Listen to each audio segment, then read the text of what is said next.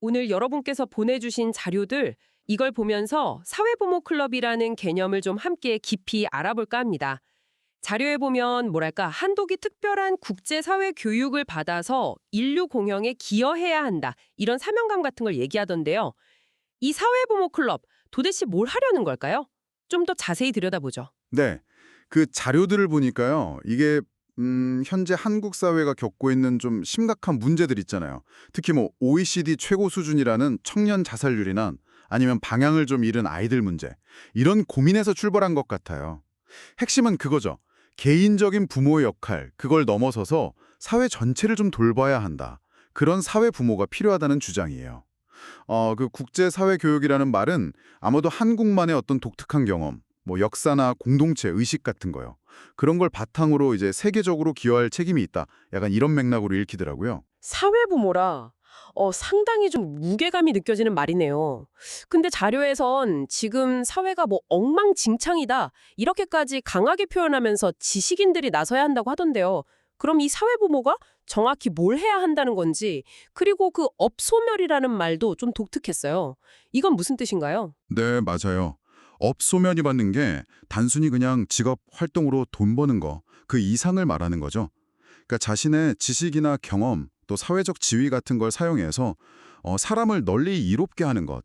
즉, 사회 문제 해결에 적극적으로 나서는 그 행위 자체를 업소멸이라고 부르더라고요.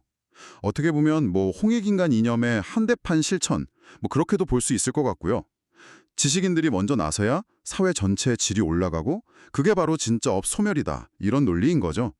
특히 동방예의지국에서 청년 자살률 1위, 이건 정말 부끄러운 현실 아니냐? 이러면서요.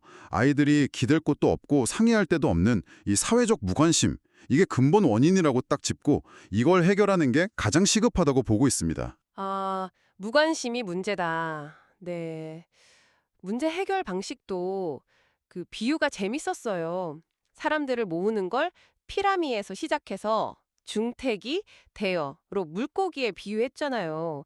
이건 구체적으로 어떤 전략을 말하는 걸까요? 이게 좀 현실성이 있을까요? 네, 그 비유가 일종의 단계별 확장 전략 같은 거죠.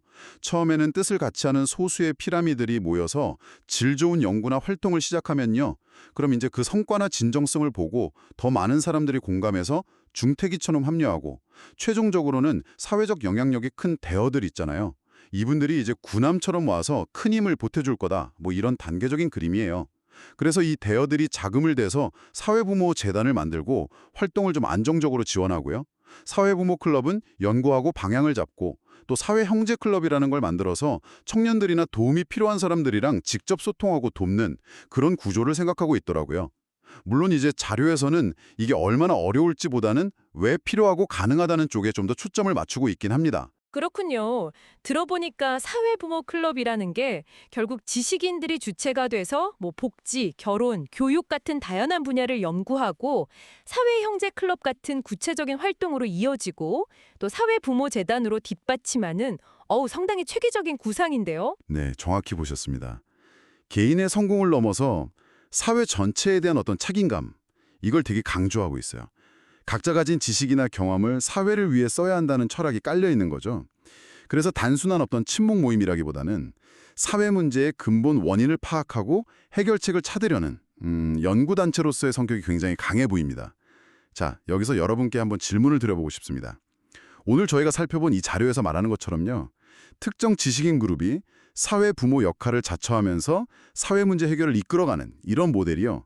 지금 우리 사회가 여러 공동체의 어려움들을 헤쳐나가는 방식에 대해서 좀 어떤 새로운 생각이나 질문 같은 걸 던져준다고 보시나요?